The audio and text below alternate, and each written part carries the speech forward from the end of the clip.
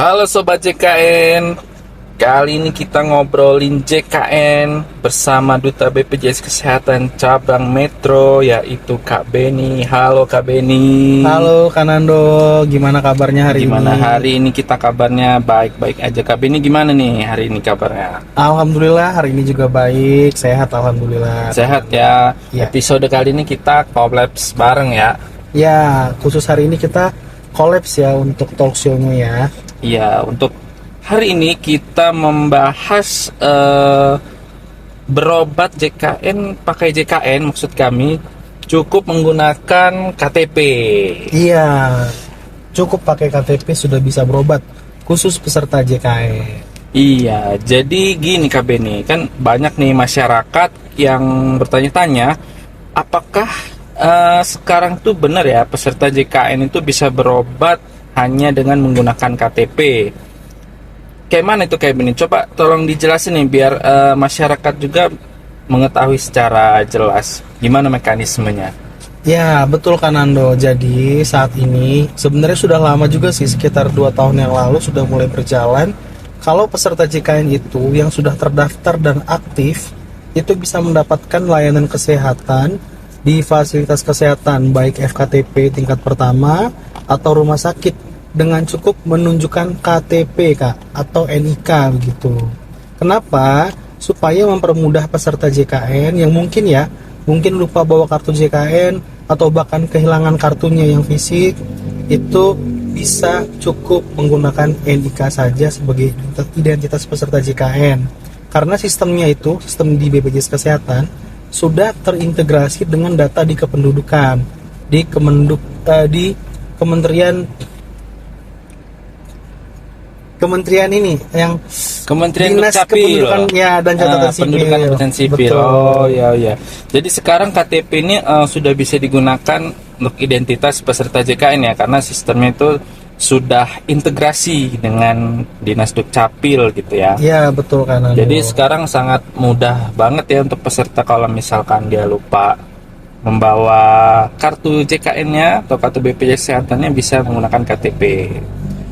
Kak Beni, ada nggak sih persyaratan tertentu nih yang harus dipenuhi peserta sebelum bisa menggunakan KTP sebagai pengganti kartu JKN? Sebenarnya kalau persyaratan khususnya nggak ada sih Kanando. Yang pasti peserta tuh harus bisa memastikan bahwa status kepesertaan JKN-nya aktif.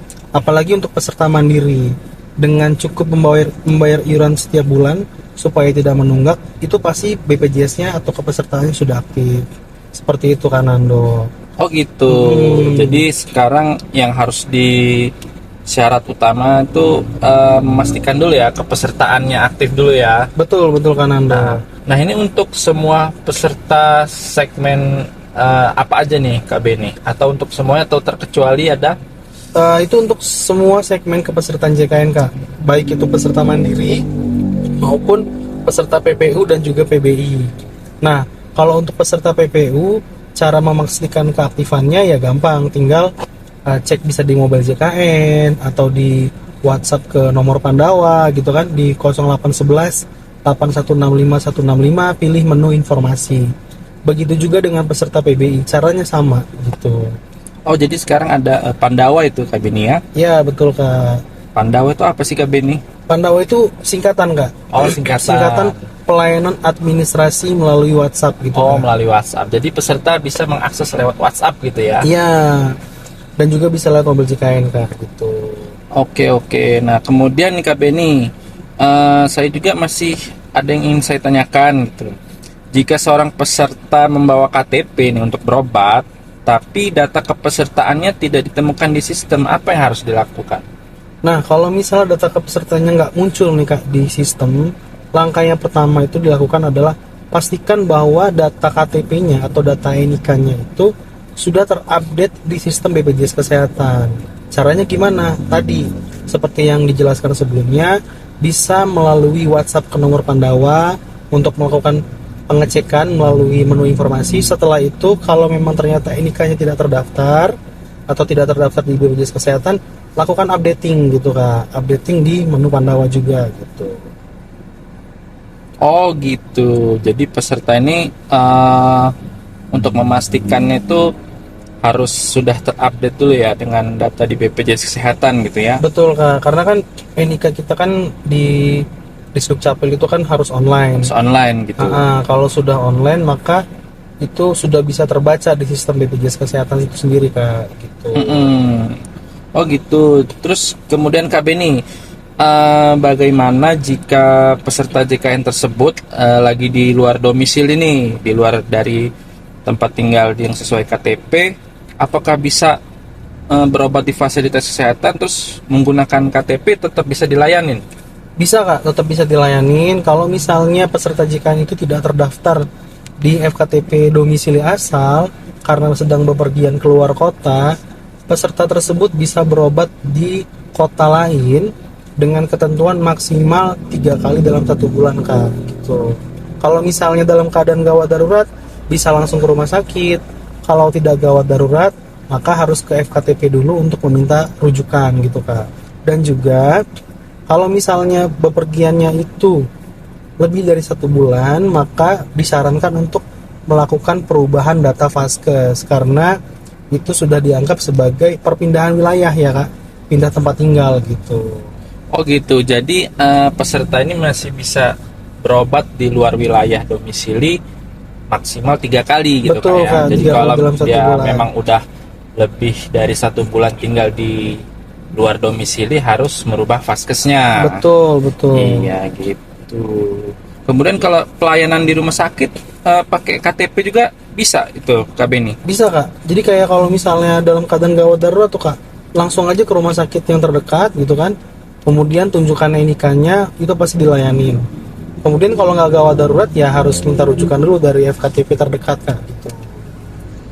Oh gitu. Seperti itu, ya. Jadi tetap harus minta rujukan dulu dari FKTP terdekat, kemudian baru dirujuk ke rumah sakit. Iya. Kecuali kalau di gawat darurat bisa langsung ke rumah sakit. Betul Kak. Oke, sangat menarik jadi ya Kak Beni ya. Ya karena memang kita tuh pelayanan kita tujuannya adalah memberikan kemudahan kepada peserta Kak. Semakin peserta itu merasa dimudahkan, maka pelayanan pun akan menjadi memuaskan gitu Kak. Oh iya, jadi kalau untuk masyarakat nih yang sudah punya JKN, mereka bisa merubah data peserta itu atau datang ke kantor atau gimana tuh Kak Beni? Atau bisa lewat mana aja itu? Nah, jadi gini, kalau untuk kanal layanan kita Kak, sebenarnya ada banyak banget. Dari yang tatap muka sampai non tatap muka. Kalau yang non tatap muka, kanal layanan untuk melakukan perubahan data itu yang pertama, bisa melalui aplikasi mobile JKN Kak. Kemudian yang kedua, bisa menghubungi melalui WhatsApp Pandawa di 0811 8165 165 atau bisa melalui kanal Aman JKN kan namanya, Anjungan Mandiri JKN. Itu adalah kayak semacam box konsol box di kantor cabang, tanpa kita harus bertemu dengan frontliner, kita bisa melakukan proses di situ gitu Kak. Dia bentuknya kayak ini Kak, kayak mesin yang di Indomaret itu loh Kak. Konsol Oh box-nya. iya. Ya. Atau juga bisa melalui kanal BPJS keliling Kak. BPJS keliling tuh kayak mobil BPJS yang setiap hari itu berkeliling di pusat keramaian untuk memberikan pelayanan. Bisa juga melalui mall pelayanan publik atau juga BPJS online. Intinya banyak banget sih Kak kemudahan-kemudahannya gitu. Ya ya, jadi untuk mengubah atau data peserta itu bisa melalui layanan yang Kak Beni sebutkan tadi ya. Iya betul Kak. Nah, kalau untuk pelayanan pengaduan gitu bisa dari aplikasi atau sistem yang tadi disebutkan itu. Bisa Kak, selain kita bisa melakukan perubahan data, kemudian mencari informasi seputar program JKN, di kanal-kanal yang saya sebutkan tadi juga ada menu pengaduan Kak. Misalnya di WhatsApp Pandawa itu ada 3 menu utama Kak. Menu informasi itu untuk mendapatkan beberapa informasi yang kita butuhkan seputar pelayanan administrasi. Kemudian menu administrasi itu untuk melakukan beberapa pelayanan seperti updating data, kemudian perubahan data gitu kayak pendaftaran dan lain-lain. Nah, yang ketiga ada menu pengaduan.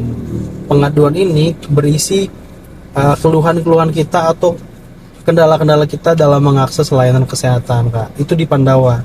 Di Mobile JKN ada nggak? Ada juga Kak menu pengaduan di situ. Intinya banyak Kak menu pengaduannya Kak gitu. Oh, jadi sekarang masyarakat nih cukup mudah ya kalau mau ada keluhan gitu, nggak perlu lagi datang ke kantor cabang BPJS Kesehatan, cukup bisa melalui mobile JKN, Pandawa dan lain-lainnya gitu Kak Beni Iya ya. betul Kak, bisa dan lain-lain gitu Kak. Jadi sekarang udah mudah ya, serba mudah ya. Serba mudah Kak dan serba mudah. praktis. Iya, ini sangat menarik. Jadi untuk masyarakat atau peserta JKN yang terutama belum memiliki mobile JKN bisa download aplikasi mobile JKN karena di situ banyak fitur-fitur yang dapat dimanfaatkan oleh peserta. Betul. Jadi kesimpulannya juga untuk berobat ini sekarang cukup pakai KTP saja gitu karena KTP sudah terintegrasi datanya. Betul Kak. Cukup pakai KTP langsung bisa dilayani gitu Kak. Oke, jadi ini peserta ini bisa langsung ya dapat pelayanan kesehatan sesuai prosedur dan ini sangat memudahkan banget ya untuk masyarakat gitu. Betul sekali Kak, betul. Makin cepat, makin mudah, makin setara. Wah, mantap sekali. Oke Kak Beni, mungkin itu saja seputar sharing informasi JKN-nya di kali ini pada hari ini. Mudah-mudahan sangat bermanfaat untuk masyarakat yang mendengarkan dan bisa kembali lagi kita berbincang bersama di lain kesempatan. Oke siap Kak. Kalau gitu saya ucapkan terima kasih Kak Beni, salam sehat. Salam sehat. Assalamualaikum warahmatullahi wabarakatuh. Waalaikumsalam warahmatullahi wabarakatuh.